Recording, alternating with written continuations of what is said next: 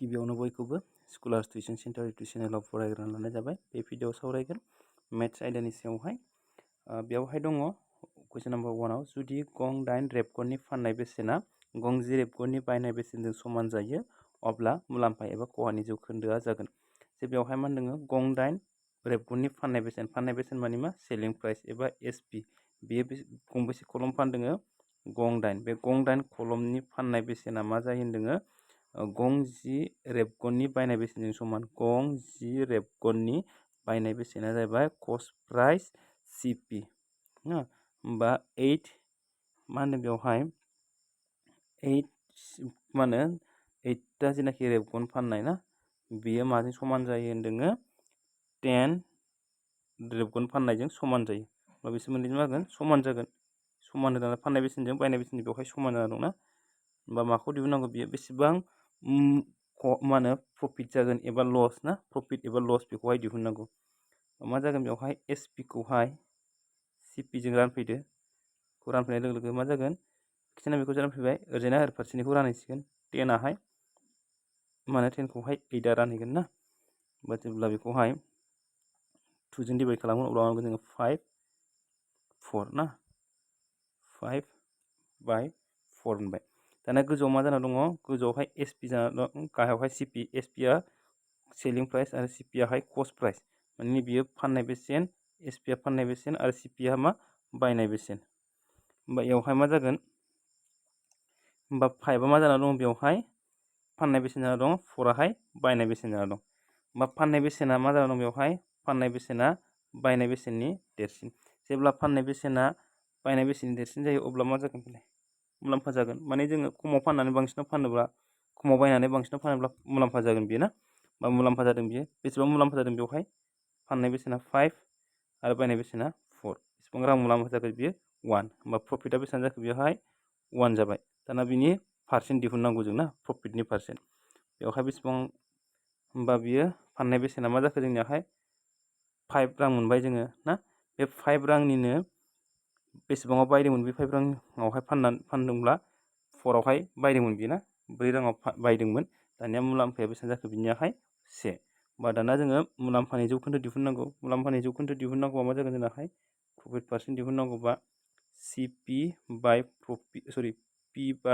Profit बाय सिपि into मा जागोन 100 ना। होमबा जोंनियाहाय प्रफिटखौ बेसेबां मोनखो जों 1 मोनबाय। सिपिआ जोंनिया मा कस्ट प्राइसआहाय मा मोनदों जोङो 4 मोनदों। होमबा 4 इनटु मा जागोन बेवहाय इनटु 100 ना 100। दानिया 4 जों 100 खौ रानबा बेसेबां मोनगोन जोङो 25। होमबा 25% मा जादों बियो मुलाम्फा जादों। होमबा मा जागोन अपसन नाम्बार सियाहाय 25% मुलाम्फाया हा। दानिया नेक्स्ट कुइसनाव दङ जुदि साइन ए नि मानाहाय साइन ए नि समान हाफ अब्ला कट ए नि माना जागोन। जे साइन ए नि माना हाफ जायोब्ला कट ए नि मानखौहाय दिहुननांगौ ना। कटखौ जोङो ओरैबो लिरनो हायो। कटखौ जोङो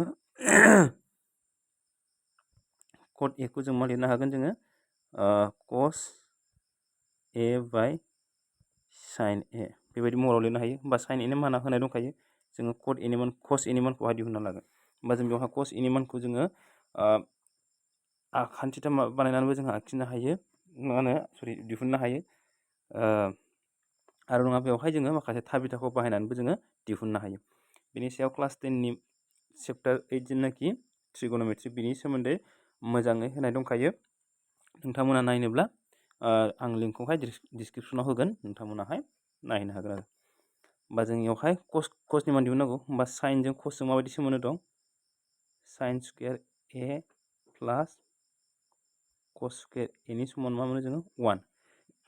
दानिया जोङो कस स्कुवेर ए खौ लाखिदो ना। होमबा 1 माइनास मा जाहैगोन ओरैजाय साइन स्कुवेर ए।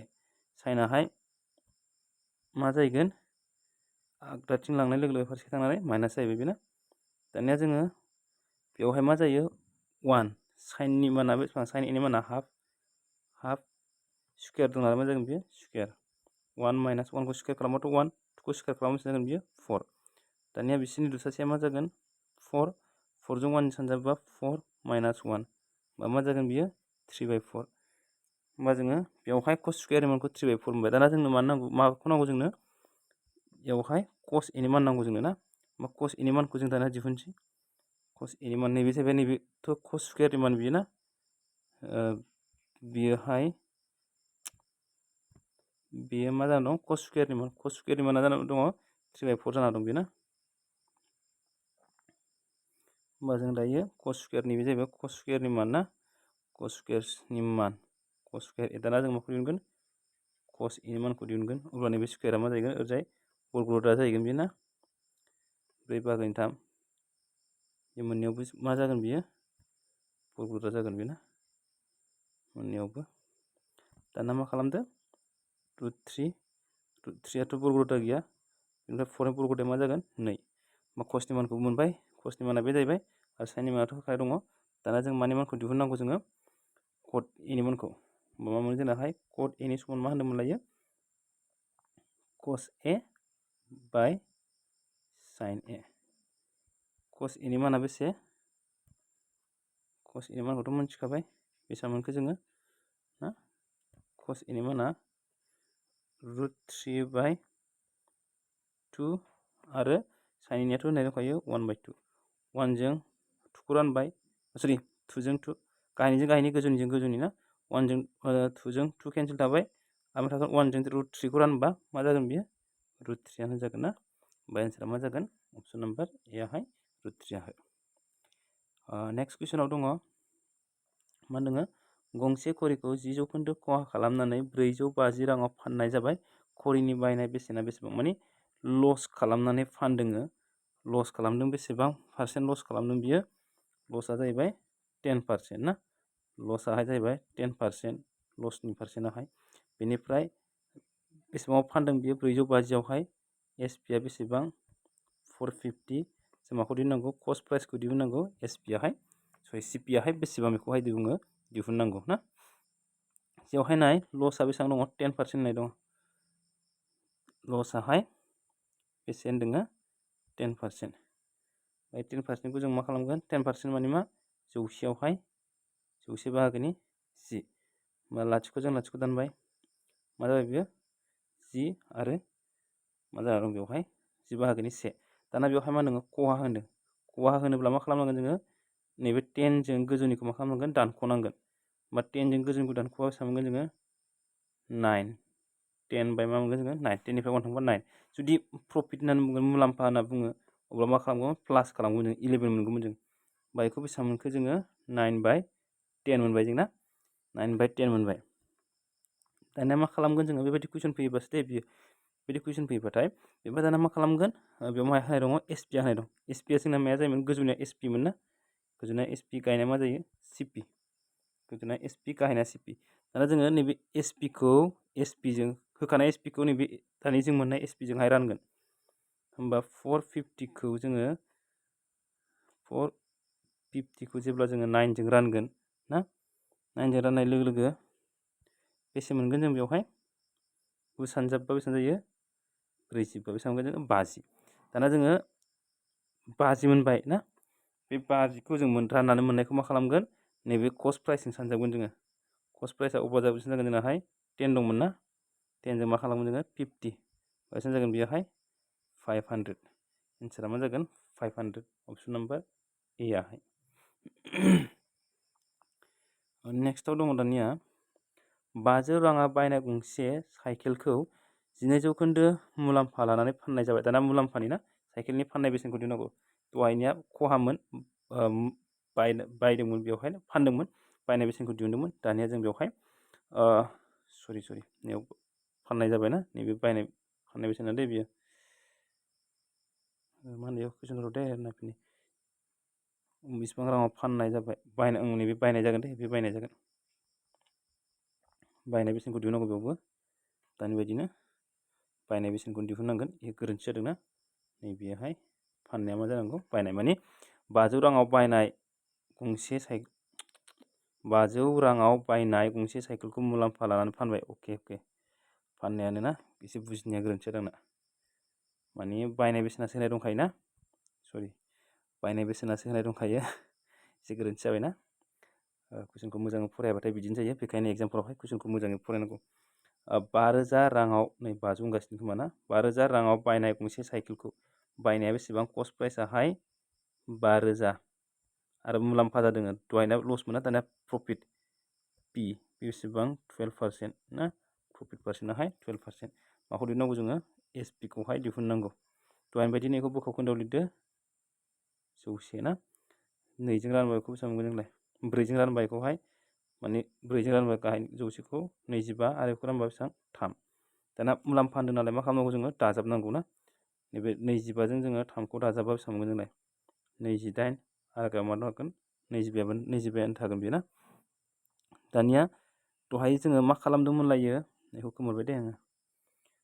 दहाय मा खालामदोंमोन जे बायनायखौ बायनायजों ना रानदोंमोन बेवहाय एस पि नैबे सि पि जोंना माया होनाय दं नालाय सि पिआ होनाय दं होमबा जों सि पिजों सि पिखौ रानगोन। दहाय एस पिआ होनाय दंमोन नालाय एस पिजों रानदों सिगांनियावहाय ना।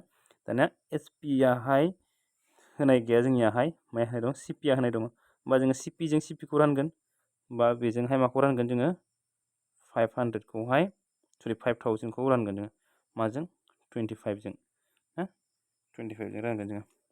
जुदि बेखौहाय 5जों दानोबा बेसेबां जागोनलाय 1000 5जों दानोबा 5जों दानोबा बेखौ बेसेबां जागोन 200।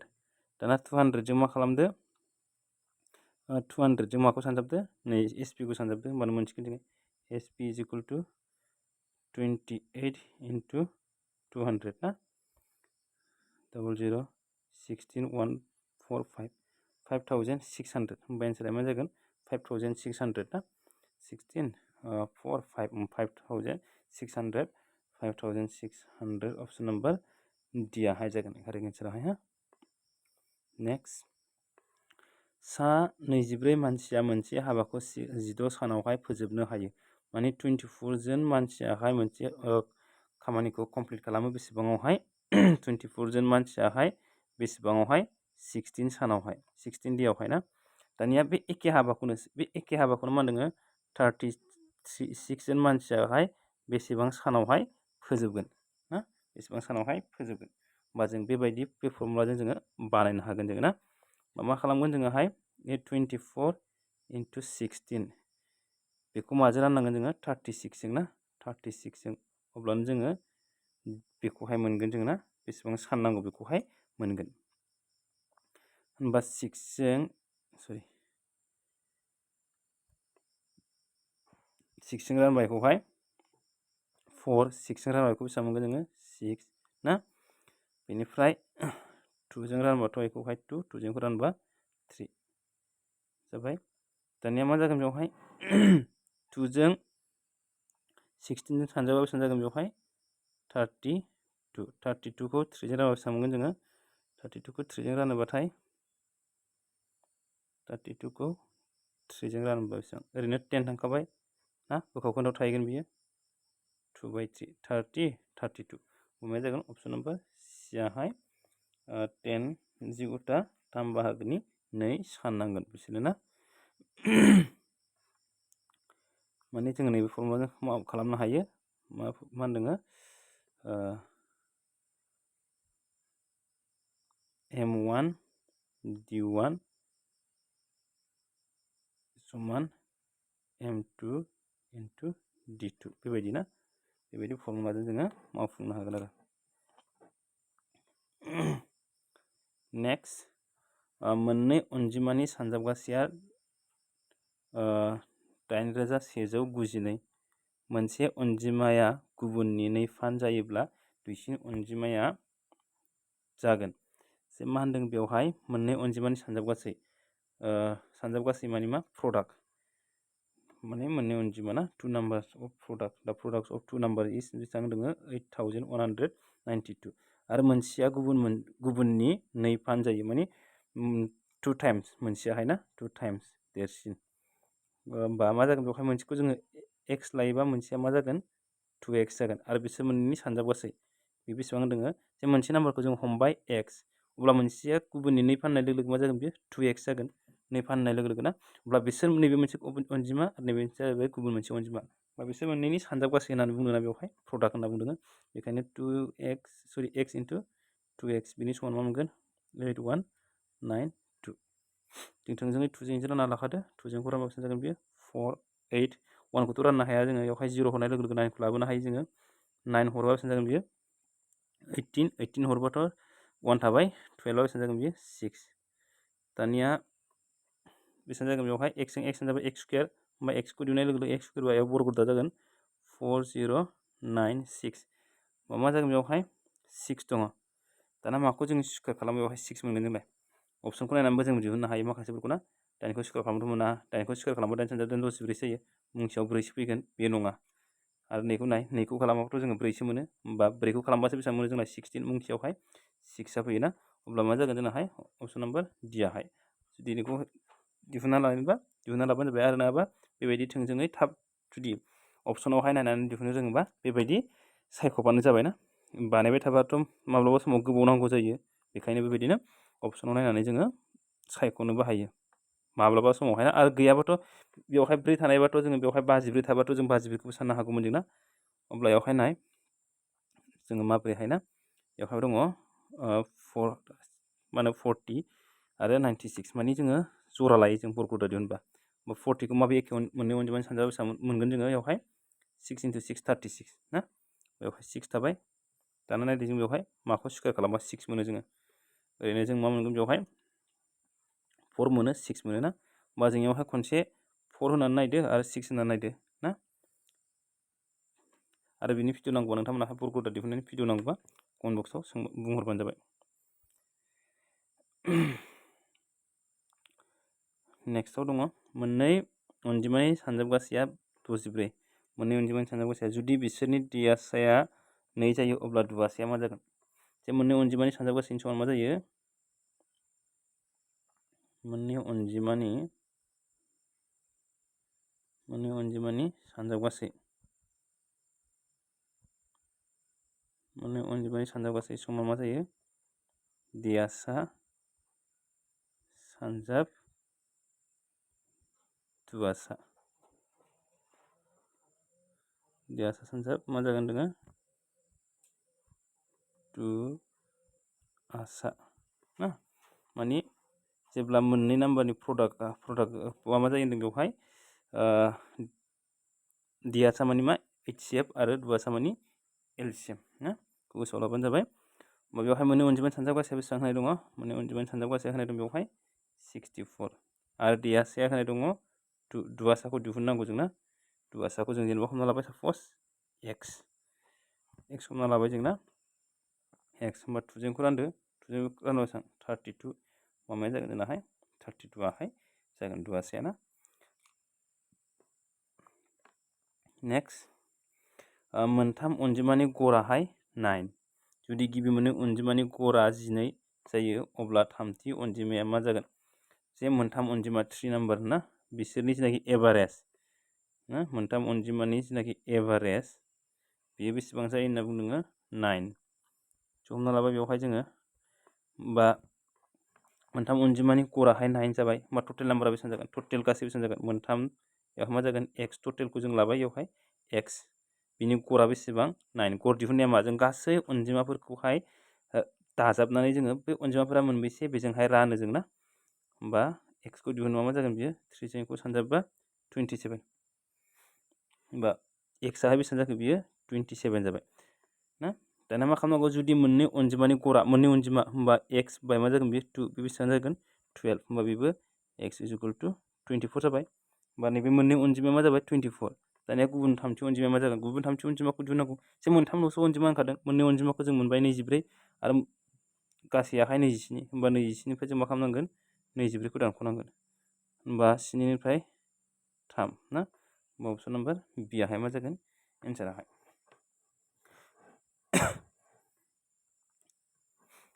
नेक्स्टआव दङ मोनब्रै फारि जरा अनजिमाफोरनि गड़ा 27 देरसिन अनजिमाया मा जागोन फारि जरा अनजिमा द average of 4 consecutive even number is 27 what is the highest number जोङो देरसिन अनजिमाखौ दिहुननांगौ ना कनजुगेटिभ होनदों फारि अनजिमा आरो माबायदि फारि अनजिमा जरा जेब्ला जों x खौ जरा लाबाय हमना लाबाय 2 आ जरा ना बिनि उनाव मा मोनगोन जोंलाय 4 बिनि उनाव मा मोनगोन जोङो 6 बा बिसोरो मा दाजाबनांगोन जोंलाय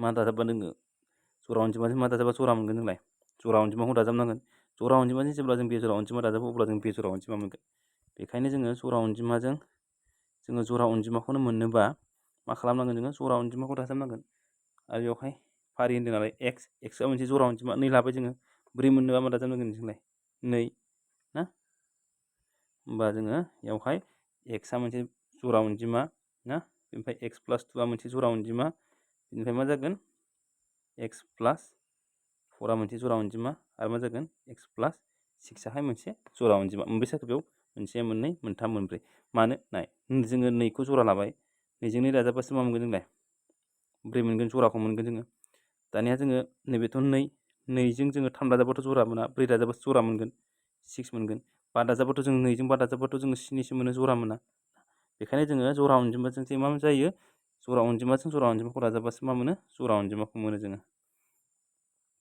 दानिया होमबा मा जागोन बिसोरनि मान दोङो अनजिमाफोरनि गर होनना बुङो बेवहाय ना गरखौ माब्ला मोनो जोङो बिसोर अनजिमाफोरखौ दाजाबनांगोन जोङो x + x + 2 + x + 4 + x + 6 ओमफ्राय मा जागोन बे 4 बिनि समान बेसेबां जायो 27 गर होनना बुंदों जे गरखौ माब्ला मोनो जोङो जे होखानाय अनजिमाफोरखौ जोङो दाजाबनानै राननांगोन मोनबेसे अनजिमा बेवहाय मा दोङो नाय बिसोरखौ दाजाबनानै मानि थाखाय 4 जों रानदों जे 4 होनना बुंदों बियो बिसोर 4 नांगोन ना मोनसे बे मोनसे ना बेयाव ब्रेकेट होयोबा ब्रेकेट होनो हायो ना ब्रेकेट होथ'ला आङो बेवहाय होमबा जाबाय बेयो ना बेवहाय x आ दं 1 2 3 4 4 दङ 4x जागोन 6 10 11 12 + 12 गाहाय मा जागोन 4 बिथिंजा मा जागोन 27 दानिया मावफुंबा बेसेबां मोनगोन जोंलाय 4x + 12 जोङो सानजाबहरदो सानजाबहरबा 7 सानजाब 4 बेसेबां जायो 28 2 थाबाय 8 10 जाबाय ना दानिया नायदो मा जागोन बेवहाय 4x खौ लाखियोब्ला 108 बेनिफ्राय मा जागोन 12 माइनास जागोन बा 8 निफ्राय 2 थांबा बेसेबां 6 10 निफ्राय 1 थांबा 9 96 खौ दाना 4 रानदो 4 रानबा बेसेबां जागोन बेवहाय 2 हरबा 8 4 बा 16 ना बेसेबां जागोन 24 दाना माखौ सोंदों बेवहाय व्हाट इज द हाइएस्ट नाम्बार देरसिन नाम्बारखौ सोंदों देरसिन नाम्बारा मा जागोन होनबा जोंना बे x नि मानसि थायो x नि मान दुइसिनखौ सोंनाय मोनबा बे जाबायमोन x आहाय जोंना दुइसिनमोन दाना देरसिना जोंना मामोन देरसिनखौ जों मा मोन्दोंमोनलाय दानि मोन्दोंमोन मा देरसिना जे मा मोन्दोंमोन जोंलाय x + 2 x + 4 x + 6 होमबा देरसिना मा x + 6 आ ओमफ्राय 24 जों मा दाजाबनांगोन जोंलाय 6 खौ दाजाबनांगोन x जों 6 खौ दाजाबनांगोन नङा बेसेबां जागोन होनबा दाजाबबा 30 होमबा अप्सन नम्बर C आहाय कारेक्ट एन्साराहाय 30 ना नेक्स्ट बेयाव दङ मोननै फारि जरा अनजिमाफोरनि सानजाबगासेया 5328 दुइसिन अनजिमाया मा जागोन बेवहाय the product of two consecutive even number is 5328 what is the smallest number दाना दुइसिन अनजिमाखौ जोङो दिहुननांगौ बेबोथ' बिदिनो जागोन बेना मोननैल' ना मोननै फारि जरा होमबा x लायोबा x + 2 जागोन होमबा मोननै नालाय बेखौ मा खालामनांगोन प्लास खालामनानै माजों राननांगोन 2 जों सरि सानजाबगासेसो होनना बुंदों ना होमबा मोनसेया x आरो मा जागोन दोङो मोनसेया x + 2 होमबा सानजाबगासे बिसोर मोननैखौ जों सानजाबनांगोन x + 2 मा जागोन बेयो 5 3 2 8 माने सानजाबबा बेखौ मोनो ना बेबायदि होनना बुंदों सोंनायावहाय ना दाना मा जागोन x जों x खौ सानजाबा बेसेबां जागोन नाय x² + 2x ना समान मा जागोन बेवहाय 5 3 2 8 दाना बे मा जाबाय जौगानाय समान्थायाव लांसै जों बेखौ ना मा खालामसै जोङो जौगानाय समान्थायाव लांनोसै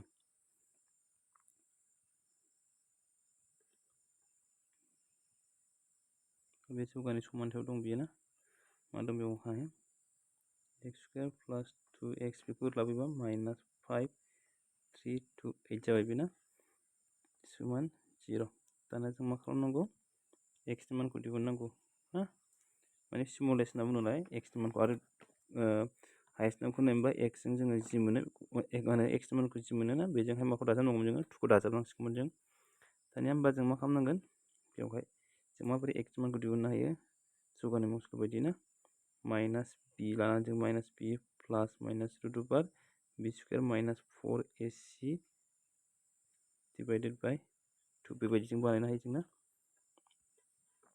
नाय मा होनदोंमोन minus B plus minus root over B square minus 4ac गोबां जागोन 2 बेजोंहाय बानायनो हायो बेवहाय नैबे a नैबे b आरो नैबे c ना बेवहाय b आ मा जाना दङ माइनास 2 प्लास माइनास रुट अभार 2 खौ स्क्वायर खालामगोन जोङो 4 माइनास 4 जों आथ' 1 ल' बेवहाय 1 दङ नैबे जाहैबाय c आहाय बेखौ सानजाबा बेसेबां मोनगोन जोङो 5 3 2 8 जों फैब्ला जों 4 सानजाबगोन ना 4 सानजाबा 2 1 3 1 2 बेसेबां मोनगोन जोङो एसे आन्दायसिगोन बेखौनो बांद्राय बेसेबां मोनगोन जों सानजाबा 2 जे सानजाबना लाबानो जाबाय जेरै 4 into a into c मानि 4 into 1 into 5328 होनबा 21312 मोनगोन नोंसोर बे माइनासजों माइनास मा जागोन बेयो प्लास बे माइनास ना सिनि माना माइनास नालाय बेयाव मा जागोन बे प्लास बिसिना माइनास का आरो सिनि माना मा जागोन बेवहाय माइनास नै माइनास दंना माइनास माइनास मा जागोन प्लास जागोन दानिया नेक्स्ट जों बेखिनिखौ मोनबाय ना बेखिनिखौ मोनबाय जों दायो फर्मुलाजों ना गाव मा थागोन 2 खौ लिरलांजाबावबाय ना बेवहाय थालांगोन जोंनाहाय 2 बायसे मोननै दाजाबदो दाजाबा बेसेबां जागोन प्लास माइनास रुट अभार दाजाबाथ' 2 1 3 1 6 डिवाइडेड बाय 2 दाजाबना बेसेबां मोनबाय जोंना दाजाबना बेसेबां मोनबाय दानिया मा खालामदो बरग'दा दिहुनदो माइनास 2 प्लास रुट 2 बिनि बरग'दाया बेसेबां जागोन जोंनाहाय बानायोबा आगदानिफ्राय मोननै मोननै लादों ना 1 थांगोन बा 113 बा 24 4 ओरैजाय बेसेबां थागोन बेयो 96 निफ्राय 113 माइनास 113 निफ्राय ओरैजाय 96 माइनास खालामबा बेसेबां जागोन